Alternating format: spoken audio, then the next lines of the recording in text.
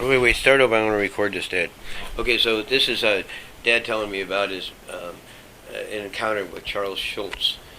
He was okay. Good. Where were you now when this happened? Nokomis Junior High in Minneapolis, and we had an assembly, and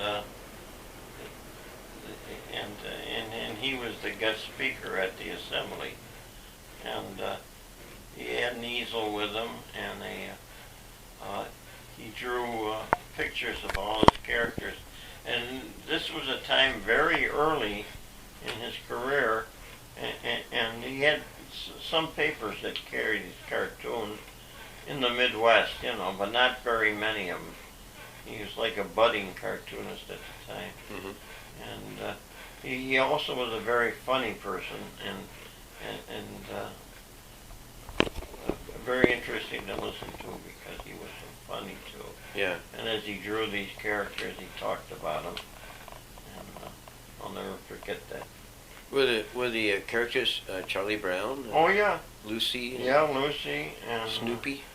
Yeah, Snoopy was in there, and the kid that was always dirty. Pigpen? Yeah, Pigpen, he was in there. And now, did you get a chance to ask questions or talk to him? well, I think, well, I didn't, but I think he did open it up to questions from the studio audience, if I remember. But I don't remember what the questions were, Yeah. Well, but I didn't offer a question. I was sitting way far away in the balcony of the school auditorium, so he probably couldn't hear me if I shouted at him. What were the thoughts that went through your mind when you saw this? I mean, Well, I thought it was very interesting, Yeah. And I thought that just to watch him draw, was interesting because he drew these characters so fast on this easel and pad, Mm-hmm.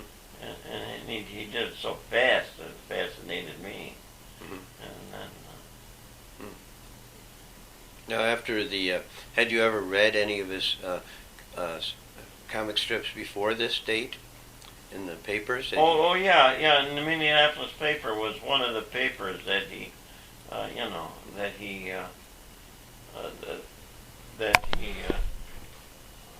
had his comics in. Mm-hmm. There wasn't a whole lot of papers around the country that carried his cartoons, but the Minneapolis, I think it was a Minneapolis Star, but I'm not positive of that. But I think that's the paper was called the Star. So before he came, you were familiar. You had read the comic strips already before he came to. Yeah. Oh yeah. I was familiar with his comic strip.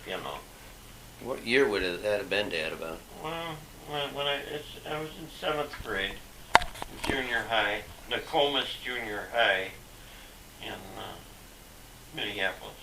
You weren't out in Minneapolis very long, were you? No. Just for. No, only about a year. Because your dad lost his job out there. Yeah, that's right. So then you moved back. Oh. I wonder what he did with all the drawings he did on the pads. I wonder if he gave them to the school or. Oh, I don't remember. I don't remember. It'd be quite valuable now. Oh yeah, I imagine. Some of the original artwork that he did before the students. And he did an interesting thing in Nokomis High. They showed movies during the lunch hour. They did? Yeah, they had an hour for lunch. And most kids were able to eat the lunch they brought from home or get out of the cafeteria, like within a half an hour, Yeah. And then they had a half an hour to go see a movie. Yeah. Yeah. And they put it on like one reel at a time, Mm-hmm. Take about 20 minutes to show a reel, and then the next night they'd show another reel of the movie, and then till the movie was all done. Like what movies were these? And they showed short subjects too. Short subjects too? Yeah. And I don't remember what movies I seen there, but you'd see them in installments, Yeah. And that was kind of nice. And one time they were showing a documentary, and they had staggered lunch periods. So, they didn't have enough room in the auditorium for, the whole school. Yeah. Because they had 3 grades, Mm-hmm. But they had staggered lunch periods there. So the show was shown 3 times, Mm-hmm. the reels they wanted to show. And they had a documentary about the Chicago World's Fair. Mm-hmm. And in the one documentary, they showed a picture of a fan dancer, and I forget what her name was, but she became world famous. She danced, naked with just 2 fans, And the second showing, they had so many kids they couldn't get them all in the auditorium. So the word got out that you got to see this documentary, with the naked dancer in it, and but they blacked it out for the other 2. Then the first one was the only one that they blacked out the fan dance reel, part of it, Yeah. of the documentary about the Chicago World's Fair. So the last 2 showings they had of it had no fan dancer in it, and all the kids started to boo. Oh my God. That was funny. And the thing, the fan dancer, I mean, she really didn't show everything. No, Yeah. it wasn't as if she when she went through her fan dance, you really didn't see very much around. Because she had these 2 big ostrich plumes, Yeah. She managed to cover herself in vital places. Yeah. So that Nokomis High School or junior high school sounds like it was a pretty fascinating educational experience for you. Oh, it was. It was a very nice school, and the principal there was a very stern man, but he was very fair, and he had a good rapport with the kids, You walk down the hallway and he'd speak to you, and he was a very nice man, but very stern, and he ran a tight ship. Mm-hmm. But everybody liked him. Mm-hmm. Yeah. Now, how did you get to school? Did you walk to that school? Oh, yeah. Had no buses? No, and it wasn't a long walk for me. Yeah. I lived on David Street. The winter must have been pretty severe up there, though. Oh, they were cold. Yeah. I peddled papers the short time I was there, and zero weather, comes around maybe 3 or 4 times in North Tonawanda. There was a whole month with 0 weather. Yeah. But the kids dressed for it there, I'll tell you that. Mm-hmm. I went to gym class there, and I didn't own any long underwear when I moved there, but I found out at the first gym class that all the kids wore long underwear there. Mm-hmm. Yeah, I wouldn't be surprised if the girls didn't too, Mm-hmm. because most of them wore slacks, very few skirts in the winter Yeah. in Minneapolis, Yeah. But I wouldn't be a bit surprised if they wore long underwear too, Mm. under their slacks. Yeah. Jeepers. They were mostly Scandinavian names, Olson and Jensen and Svensson Yeah. and all that. So their parents come from a very cold place, and they Yeah. knew how to dress. I guess. Jeepers. So I went back and told my mother I need long underwear. She couldn't believe it. Because I didn't want to look different from other kids, Yeah. Would they wear their long underwear in gym class? No, but you see, when they're putting their shorts on, when they're undressing and putting their shorts on, in the locker room, Yeah. you would see they had long underwear. No, they take the long underwear off and put their regular... Oh, okay. I thought you meant they were wearing their long underwear under... No, not in the gym class. In the gym class? Oh, okay. No, that was for going back and forth to school, Oh, yeah. but put their gym shorts on, you know, and their t-shirts, or well then, you know, Yeah. they've taken their long underwear off and put it all out. Okay. Yeah, that's kind of interesting. Yeah. Well, the kids out there were different, you know. They were friendly to us, you know.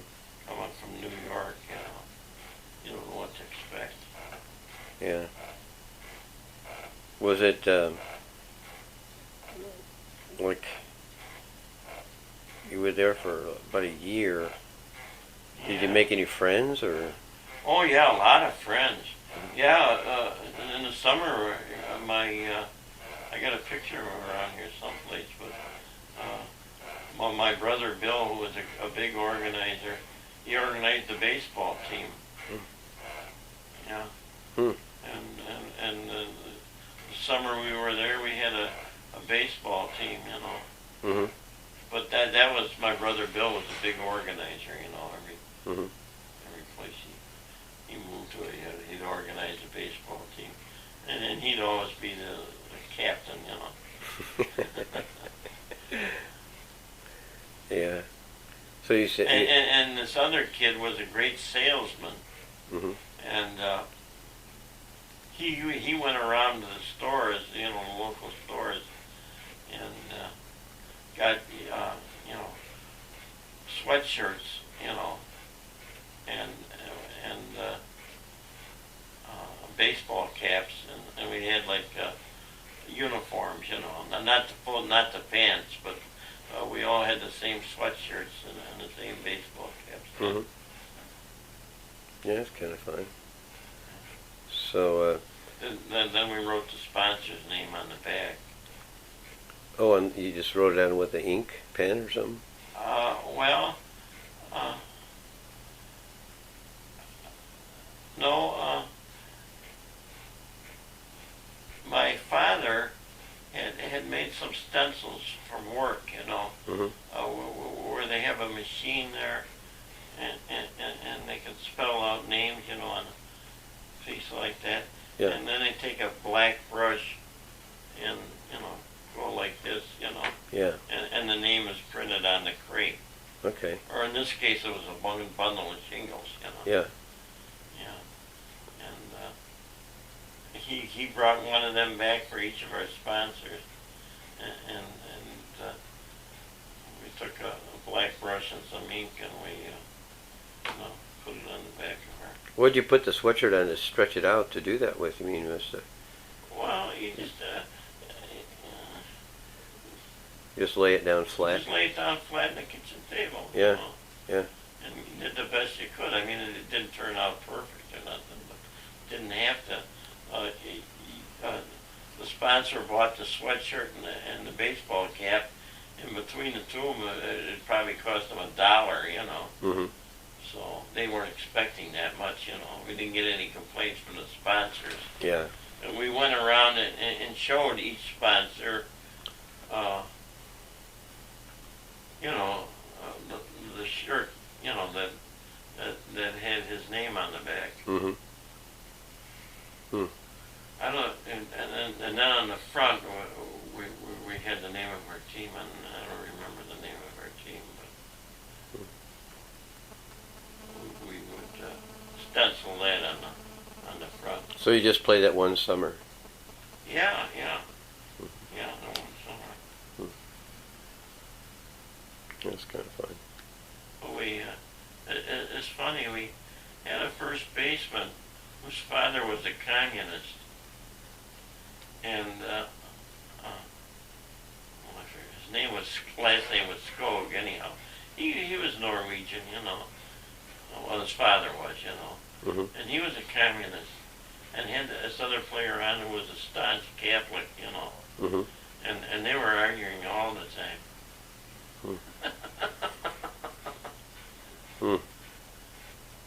Well, that was back in the 30s or 20s? Oh, no. Okay. That'd be back in the 30s, exactly, yeah. You were in junior. Yeah, when I was a junior. I I mean, when I was in junior high school. Junior high school. So it was 7th grade or 8th grade? Yeah, I think I was in 7th grade. My brother was in 8th grade. I gotcha. Okay. Huh. Yeah.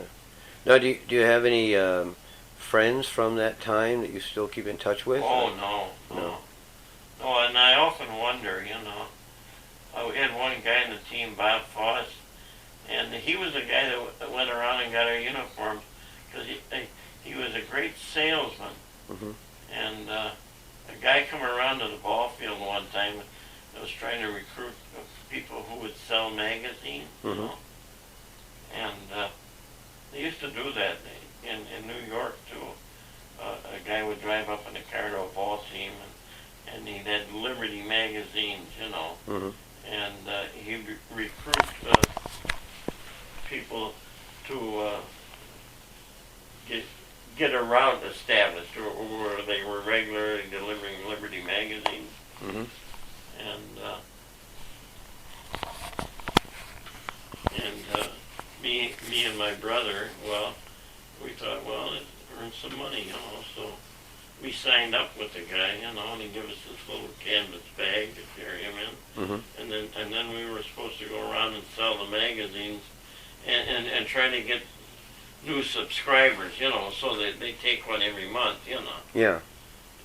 but we get this Bobby Foss to go with us because he had a line of bull that a mile long, and his father was a salesman for groceries.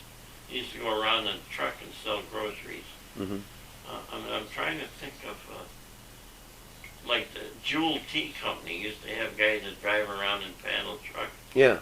And if you know what he was like a Jewel Tea man, and he had his customers that he'd go around and sell tea and coffee and cookies and, all kinds of stuff he'd have, Yeah. Well, his father was a salesman, and Bob used to go along with him on his route sometimes, and he picked up all his father's sales ideas, and if he went around with you, when you're selling the magazines, he'd say, I'll go with you, and he'd knock on the door and open up the magazine and show the lady all the articles and that. And I know we went in a barber shop one time, and asked the barber if he wanted any magazines for his barber shop. And he'd say, oh no, I got a lot of magazines. And then Bob Foss would say, but I guarantee you, he says, if this Liberty magazine is on the table, barber shops all at a table full of magazines, where you sit down, Yeah. And he said, I guarantee you that this is the first magazine they're going to pick up when they come in here. He says, I'll guarantee it, line of bull like that. Yeah. And usually he made the sale. Yeah. That's funny. His name was Foss? Yeah, his name was Foss. F-O-S-S? Yeah. Robert? Bobby? Bobby Foss. Yeah. I don't remember a lot of the names. And you wonder what happened to him, huh? Yeah. I often do. Yeah. Yeah. Because he could sell anything. Mm-hmm. And he had a lot of nerve. But often when it happened to Skog, that his father was a guy. Yeah. Skog, S-K-O-G-G? S-K-O-A-G. S-K-O-A-G. Yeah. Huh. And the avid Catholic on the ball team, I forget what his last name, but he had a nickname of Pudgy. Pudgy. Yeah. But Pudgy and Skog used to argue all the time over politics. Yeah. The Spanish-American War was going on then. Oh. The Spanish-American War was going on? Yeah. Or was it just over? I don't know. It might have just ended, Huh. No, the Spanish-American War That was... almost went into World War II, Really? It seems to me, because the Germans, practiced their war weapons there, you know, Hmm. on the side of the on the side of the well, they're really Catholics, you know, Yeah. Catholics against communists. Okay. Huh. You mean the Spanish Civil War? What did I say? Spanish-American War. Oh no, Spanish Civil War. Yeah, the Spanish Civil War. That's where. Yeah. Oh, No, not the Spanish-American War. it was George Orwell was in that Spanish-American War, wasn't he? I think he was over there for that. Or the Spanish Civil War? I mean the Spanish Civil War. Yeah. Well, he could have been. Yeah, I remember reading something about that. That's where he wrote Animal Farm and things like that out of the. Oh, I see. I think some of that came from there. Yeah. The fascists. Yeah. Yeah. Yeah, that's right. The Germans were involved in supporting the. Yeah, I don't think it was. the government was communist. Yeah. They were communist. Yeah. And the rebels were largely Catholic, you know. Yeah. But they were also fascist. Yeah. Yeah. That's right. That's right. Yeah. Huh. Spanish-American War. Talk about confusing. Spanish Civil War it was. Yeah. Yeah, that's interesting that there would be that kind of controversy in the United States between a Catholic and a, somebody I guess came from Spain, right? I mean, Yeah. it's just kind of strange. Yeah. Up in Minneapolis. Wow. Huh. It was kind of neat. I didn't know any of that stuff yet. I mean, animal in the world, and he would swear at people when they come in, and he'd take the shells from the seeds and he'd throw them all over the floor, and he'd take his instrument and throw it on the floor, and and it was sassy, and everything. Whenever he talked to it, it just sass him back, and swear at him and that. And he one day he got sick of it, so he walked over to the cage and he said to the parrot, "I'm going to teach you a lesson." So he grabbed the parrot, he said, "If you,